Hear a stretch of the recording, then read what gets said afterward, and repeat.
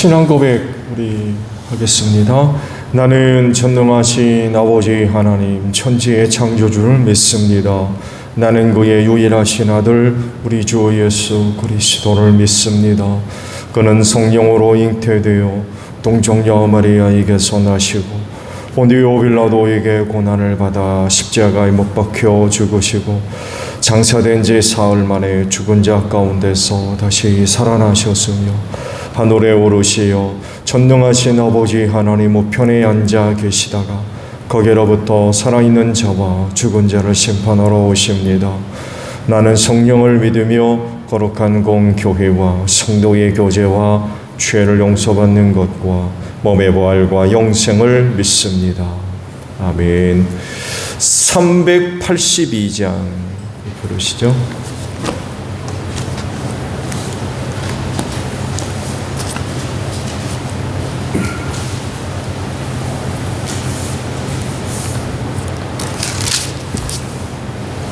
(382장입니다)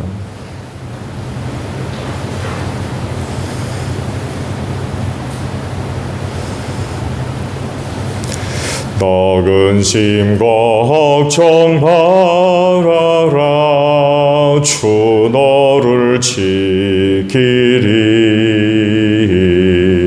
주 날개 밑에 거하라 주 너를 지키리 주 너를 지키리 아무 때나 어디서나 주 너를 지키리 늘 지켜주시리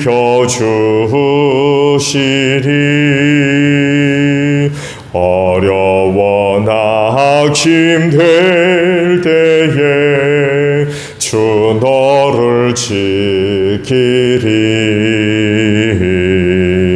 위험한 일을 당할 때 주 너를 지키리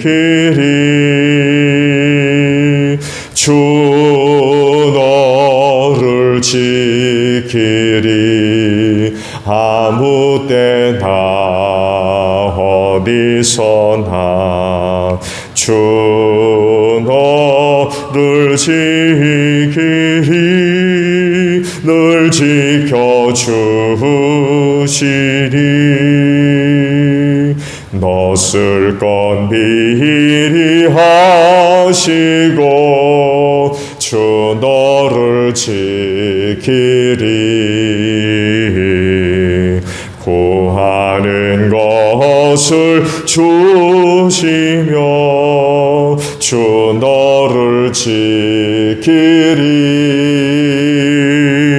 주 너를 지키리 아무 때나 어디서나 주 너를 지키리 늘 지켜주시리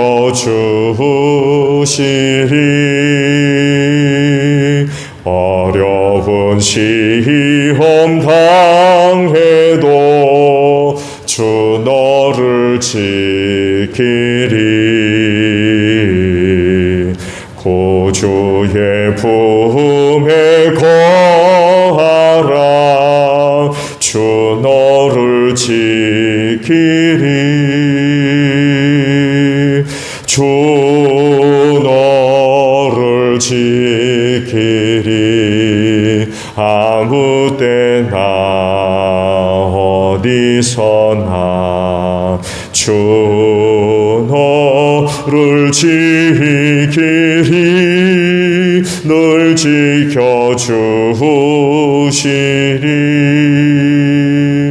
아멘.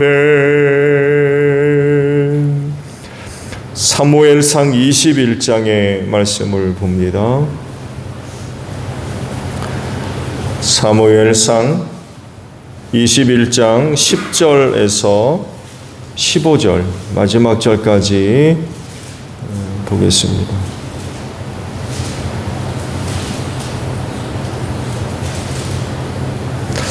다윗이 거기를 떠나 그날로 사울에게서 도망하여 가드왕 아기스에게로 갔다. 아기스의 신하들이 왕에게 보고하였다. 이 사람은 분명히 전 나라의 왕 다윗입니다. 이 사람을 두고서 전 나라의 백성이 춤을 추며 이렇게 노래하였습니다. 사울은 수천 명을 죽이고 다윗은 수만 명을 죽였다. 다윗은 이 말을 듣고 가슴이 뜨끔했다. 그는 가드왕 아기스 옆에 있는 것도 안전하지 못하다는 생각이 들었다. 그래서 그는 그들이 보는 앞에서 미친 척을 하였다.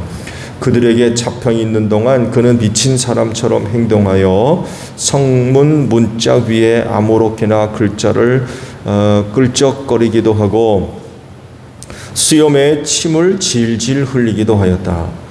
그러자 아기스가 신하들에게 소리쳤다. 아니, 미친 녀석이 아니냐? 왜 저런 자를 나에게로 끌어왔느냐? 나에게 미치광이가 부족해서 저런 자까지 데려다가 내 앞에서 미친 짓을 하게 하느냐? 왕궁에 저런 자까지 들어와 있어야 하느냐? 아멘. 오늘은요 10절의 말씀을 함께 나누려고 그래요. 다윗이 거기를 떠나 그날로 사울에게서 도망하여 가드왕 아기스에게로 갔다라는 말씀입니다. 사순절의 말씀 때문에 이제 말씀이 많이 이제 끊어져서 연결이 참 안 되고 있는데, 말씀의 배경을 보면 요나단의 도움으로 사울 왕의 손아귀에서 겨우 이제 벗어나게 됐어요. 목숨을 부지하게 됐다는 얘기죠. 그날 요나단의 도움이 없었다면 아마 꼼짝없이 붙들려 가지고 살해 당했을지도 모를, 그럴 정도로 아주 급박한 그런 그 상황이 있었죠. 그러면서 이제 요나단과 헤어지게 되죠. 그만큼 그런 위급한 상황에서 요나단의 도움이 결정적인 그런 그 도움이 돼가지고 목숨을 부지할 수가 있었어요. 그래서 그곳을 벗어나서 높당으로 피신을 한 후에 제사장 아히멜렉의 도움을 받아서 가드왕 아기스에게로 피신을 했습니다. 이것이 이제 오늘 주신 말씀의 내용입니다. 이방 땅, 이방 나라의 왕의 도움을 받아야 할 정도로 사울의 추적이 아주 매우 집요하고 또 심각했습니다.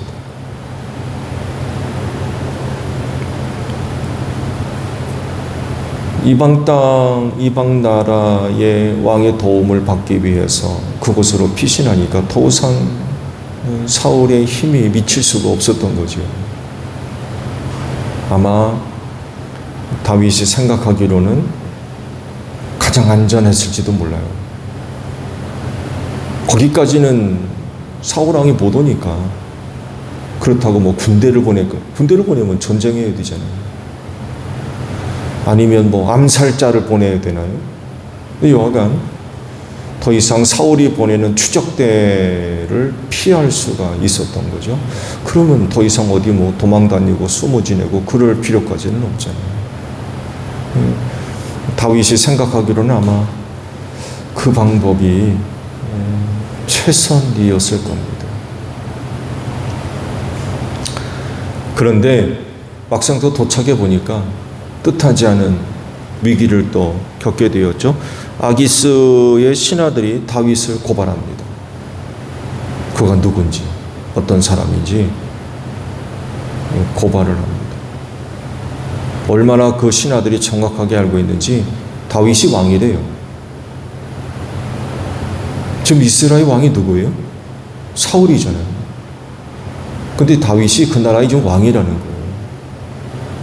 그러니까 지금 다윗이 어느 상황 가운데 있었는지, 그리고 그 배경까지 정확하게 알고 있었던 거예요. 뜨끔했다고 그러죠. 네. 아기스 왕의 신하들이 거기까지 알고 자기를 고발하는 내용을 듣고는 뜨끔했다는 거예요. 왜? 발각됐거든요. 자기의 정체가 적나라하게 완전히 까발려져서 드러나게 됐다는 거죠. 그대로 있다가는 꼼짝없이 붙잡혀서 죽게 된 걸 느낀 거죠. 그러자마자 위기를 모면하기 위해서 미친 척했다고 침을 질질 흘리고 성문짝에다가는 이상한 그저 끄적거리고 비참하게 된 거죠. 한 멀쩡한 사람이 살기 위해서 미친놈 노릇을 하는 그런 지경까지 이르게 됐던 거죠. 근데 벅다행히도 그게 통했어요. 그게 통했어요. 그게 통해가지고 거기서 더 빠져나와서 피신을 하게 되죠. 이 사건으로 다윗이 큰 깨달음을 얻게 돼요. 그러면서 지은 시편이 34편입니다.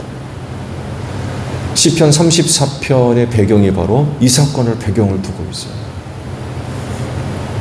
근데요, 시편 34편을 보게 되면 조금 다르게 기록하고 있는 그런 부분이 있는데, 아멜렉 그런 거 앞에서 미친 채 하다가 쫓겨나서 지은 시라고 이제 부제가 붙어 있는데, 시편에서 언급하면 하고 있는 아비멜렉이 바로 누구예요? 가드왕 아기스입니다. 또 다른 이름으로 기록되어 있는 거죠. 그러니까 또 다른 이름, 두 가지 이름을 사용하고 있었던 거예요. 아비멜렉이 곧 가드왕 아기스였습니다. 시편 34편의 말씀을 그래서 함께 보지 않을 수가 없어요. 사무엘상 21장의 이 말씀의 배경이 또 34편과 연결되어 있기 때문에 함께 보지 않을 수가 없는데, 시편 34편에서 이야기하는 핵심은 그거예요. 하나님을 경외하는 자들이 받을 은혜라는 것입니다. 그래서 이런 말씀이 기록되어 있죠. 젊은 사자들이 먹이를 잃고 굶주릴 수 있지만 주님을 찾는 사람은 복이 있어서 아무런 부족함이 없을 것이다. 이런 노래를 합니다. 살아보려고, 안전해 보려고 사람한테 피신했더니만 그게 아니었더라는 거예요. 진정으로 피난처 되시고 구원자가 되시는 이는 누구란 얘기입니까? 하나님이란 얘기예요. 이런 내용을 절실히 깨달았어요. 그러면서 이제 지은 게 34편의 그런 그 말씀입니다. 그러니까 하나님을 의지하지 않고 누구를 찾은 거예요? 사람을 찾은 거예요. 사람이 갖고 있는 어떤 힘, 능력, 방법, 수단, 이런 것들을 의지했던 거예요. 이게 대단히 잘못됐구나 라는 것을 깨달은 거죠. 이게 34편이 하는 이야기입니다.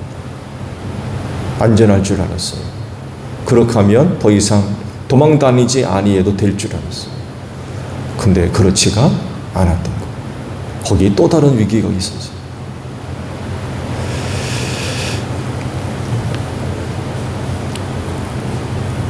감당할 수 없는 또 다른 큰 위기.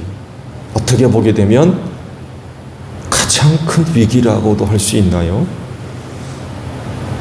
여러분, 그때는 언제라고 생각하십니까? 여러 가지 내용, 이유들이 있겠습니다만에도 이렇게 표현이 될 수 있을 것 같아요. 주변에 아무도 없을 때. 도울 자가 아무도 없어요. 혼자요, 혼자. 기댈 사람 없고, 손 내밀 사람 없고, 그러니까 함께 할 사람도 없고, 그런 나를 붙잡아 줄 사람도 없고, 어려운 가운데 내민 손 잡아줄 사람이 아무도 없어요. 이때가 가장 심각한 위기가 아닌가 생각합니다. 근데요, 누가 계세요? 주님이 계세요. 아무도 없다고 생각하지만 그대가 내 인생에 있어서 가장 큰 위기고 고통스럽고, 근데 주님이 계세요. 주님이 함께 계시다는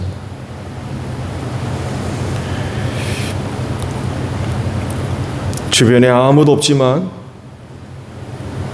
내가 내미는 손 잡아주시고 기댈 수 있는 분, 주님이 계세요.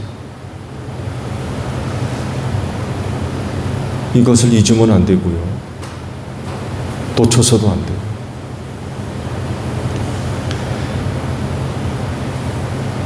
내 곁에 주님이 항상 함께 계시다는 것. 그래서 함께 하시는 주님을 의지하고 주님을 믿고 그분을 기대고 그분께 손을 내미는 이런 그 믿음의 모습이죠. 근데 다윗이 이것을 잊어버렸어요. 이걸 못했어요. 얼마나 다급하고 심각한 위기를 느꼈으면 이방인 땅으로 넘어가서 이방 왕을 찾았겠습니까? 얼마나 다급했어요. 또 얼마나 답답했어요.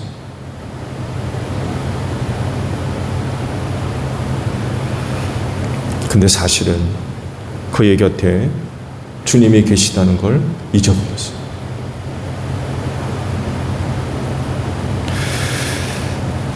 그의 삶이 보여주는 그런 그 내용들을 보게 되면 뭐라든지 항상 하나님께 여쭙습니다. 하나님 어떻게 할까요? 항상 여쭈었어요. 기도하고 시작했던 그런 사람이었어요. 이 사건 이전인지 이후인지 명확하진 않지만 여하간 그런 모습을 보여주었던 사람인데 근데 이번에는 그러지를 않아요. 높당을 찾아가서 아히멜렉 제사장을 찾은 것만 해도 다행인 것 같았는데 거기 그냥 머무르지 않고 얼른 그 지역을 벗어나서 이방인 지역으로 넘어가 버리거든요. 뜻밖의 행동이에요. 정말 뜻밖의 행동.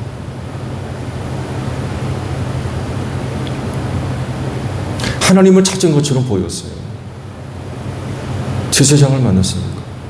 근데 이제 이 말씀을 계속 못 보겠습니다만 그 뒤이어 말씀을 보게 되면 이게 또 화근이 돼가지고 사울 왕이 또 다윗을 숨겨줬다는 이유로 높당의 제사장들이 또 몽땅 또 죽죠. 끔찍한 살육이 벌어지게 됩니다. 또 비참한 일이 또 벌어집니다. 근데 여하간 다윗 입장에서 보게 되면 하나님을 찾은 것처럼 보였는데 오히려 하나님을 떠납니다. 사람을 찾아, 사람이 갖고 있는 힘을 찾아가. 그러면 안 됐는데 높당에서 제사장을 만났으면 하나님께로 나아갔어야 되는데 그러지를 못하고 사람이 갖고 있는 힘을 의지해 보려고 이방인 지역으로 넘어가 버리는 그런 모습을 보여줍니다. 그것도 우상을 섬기는 그런 사람들을 찾아가서 목숨을 의탁하려고 하는 이런 모습을 보여주죠. 우리가 결론을 다 봐서 알겠습니다만 해도 뭘 얻을 수 있을까요?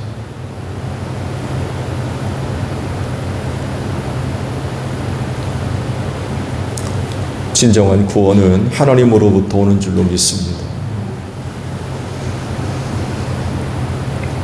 그리스도인을 위한 도움과 구원은 하나님으로부터 옵니다. 오늘 이른 아침에 이렇게 하나님을 찾아오셨듯이 여러분 하나님께로 피신하시기 바랍니다.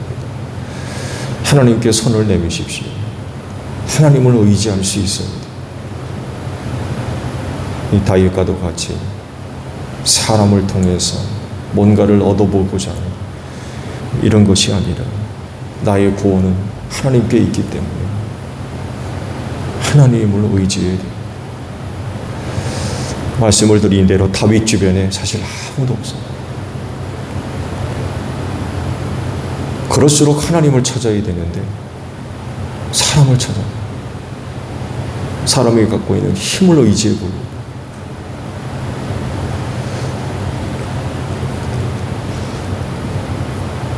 다윗의 일생의 삶의 모습들을 보게 되면 그가 그렇게 있기까지 하나님 빼놓을 수 없잖아요. 하나님을 제껴놓고 다윗 자신을 어떻게 설명합니까? 그렇잖아요. 하나님이 빠진 다윗의 인생, 그거 어떻게 설명할 거예요? 그러면 끝까지 하나님을 의지해야죠. 근데 그러지를 못했던 거. 그렇진데 하나님 의지하는 여러분들 되시기를 바랍니다. 틀림없이 하나님께서 어려운 가운데 여러분이 내민 손 하나님께서 꼭 붙잡아 주실 줄로 믿습니다. 하나님 의지하는 믿음 안에서 생활하며 그 은혜로 승리하는 여러분들이 되시기를 바랍니다. 주기도문 합니다. 하늘에 계신 우리 아버지, 아버지의 이름을 거룩하게 하시며 아버지의 나라가 오게 하시며 아버지의 뜻이 하늘에서와 같이 땅에서도 이루어지게 하소서. 오늘 우리에게 일용할 양식을 주시고 우리가 우리에게 잘못한 사람을 용서하여 준 것 같이 우리 죄를 용서하여 주시고 우리를 시험에 빠지지 않게 하시고 악에서 구하소서. 나라와 권능과 영광이 영원히 아버지의 것입니다. 아멘. 기도하겠습니다.